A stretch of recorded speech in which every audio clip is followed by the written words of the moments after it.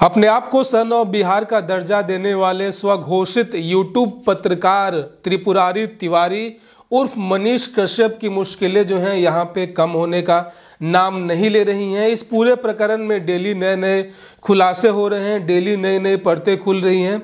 Bihar police के द्वारा उन्हें गिरफ्तार किए 4 दिन से ऊपर हो चुके हैं। इसके साथ साथ खबर ये भी आ रही है कि तमिलनाडु पुलिस भी पहुंच चुकी है त्रिपुरारी प्रसाद मतलब कि मनीष कश्यप से पूछताछ करने के लिए। इसके साथ साथ बिहार सरकार की आर्थिक अपराध इकाई भी जो है यहाँ पे मनीष कश्यप को रिमांड में लेकर पूछताछ करने का मन बना रहा है, क्योंकि जो दस्तावेज जो भी सारी जो खुलासे हो रहे हैं बैंक अकाउंट्स को लेकर, अलग अलग ट्रांजैक्शंस को लेकर, अलग अलग फंडिंग्स को लेकर, उसमें एक बहुत बड़ा साजिश का यहाँ पे कहीं ना कहीं जो एक बू आ रही है। इसका पूरा खुलासा करने के लिए जो है अलग अलग एजेंसियां जो है अपने स्तर पे काम कर रही हैं। और दोस्तों यहाँ पे जो सबसे बड़ी खबर ये आ रही है कि यहाँ पे जो है मनीष कश्यप जो कि एक पत्रकार के तौर पे लोगों के बीच में अपनी एक काफ़ी अच्छी जो है लोगों के बीच में अपनी एक छवि बना चुके थे और अपनी बुलंद आवाज़ के दम पे जो है वो उन्होंने बहुत ही लोगों के इंटरव्यूज़ किए, बहुत सारे व्यूज़ उन्हें मिले।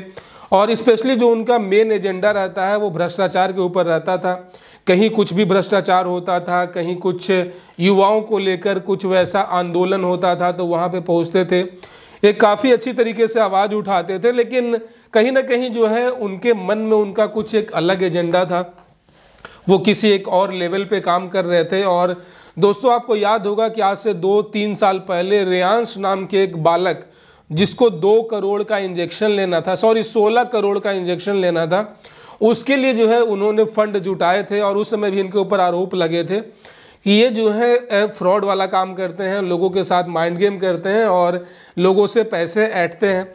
और खबर यहाँ पे ये आ रही है कि उनके अलग अलग बैंक अकाउंट्स में लगभग 42 लाख से ज़्यादा का जो है रकम यहाँ पे जो है बिहार पुलिस ने जो है सीज किया है। और भी ये रकम बढ़ सकता है अलग अलग बैंक अकाउंट्स में, लेकिन फिलहाल जो पता चला है लगभग 40 से 48 लाख रुपए उनके बैंक अकाउंट में मिले हैं। तो दोस्तों क्या त्रिपुरारी प्रसाद मतलब कि मनीष कश्यप जो है किसी एक अलग एजेंडे पे काम कर रहे थे?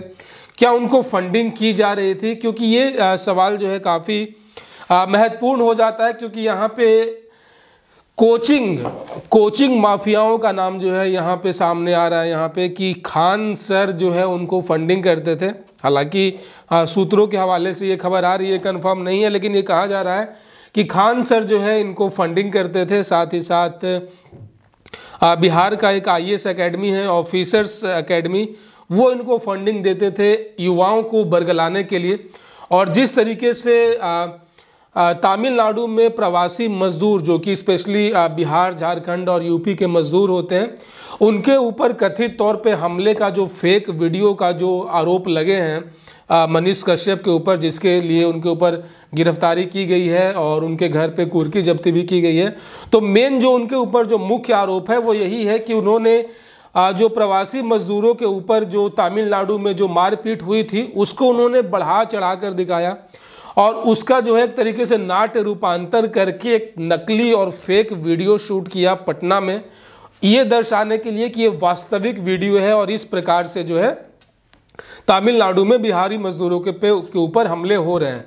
ये बताकर कि ये वीडियो फुटेज बिल्कुल असली है, ये उन्होंने नहीं बताया कि इसे हमने खुद शूट किया है, इसमें हमारे कलाकार हैं। तो इस तरीके से कहीं ना कहीं एक 2 राज्यों के बीच में आपस में रिश्ते खराब होते हैं, कड़वाहट पैदा होते हैं दोनों सरकार के बीच में, और लोगों के मन में एक डर पैदा होता है, क्योंकि बहुत सारे लाखों की संख्या में जो मजदूर हैं, जो प्रवासी मजदूर हैं, वो तमिलनाडु में काम करते हैं। तो कहीं ना कहीं उनके मन में असुरक्षा की भावना क्रिएट होगी, जो कि कहीं से भी सही नहीं है। पूरा देश एक है, सभी को संविधान ने आज़ादी दिया है कि कहीं का व्यक्ति किसी राज्य में जाकर कुछ भी काम कर सकता है, पढ़ाई लिखाई कर सकता है, कुछ भी बिजनेस कर सकता है। यहाँ पे जो है किसी को जाति, धर्म, भाषा या फिर राज्यों के नाम पे नहीं बांटा जा सकता है, किसी को रोका नहीं जा सकता है। तो ये जो स्क्रिप्टेड वीडियो था, जो फेक वीडियो का जो एलिगेशंस लगे हैं मनीष कश्यप के ऊपर, और कहा यह जा रहा है कि उन्होंने अपनी गलती स्वीकार भी कर ली है पुलिस पूछताछ में।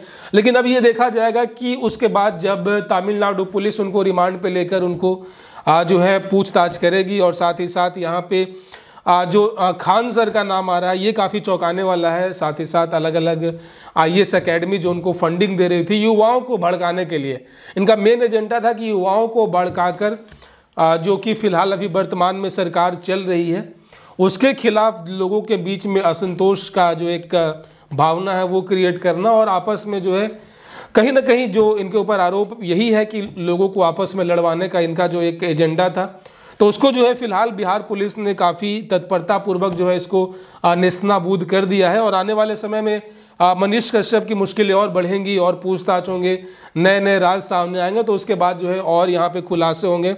लेकिन फिलहाल दोस्तों यहाँ पे एक सबक ये भी है कि सोशल मीडिया पे जो वास्तविक में जो दिखता है वो होता नहीं है।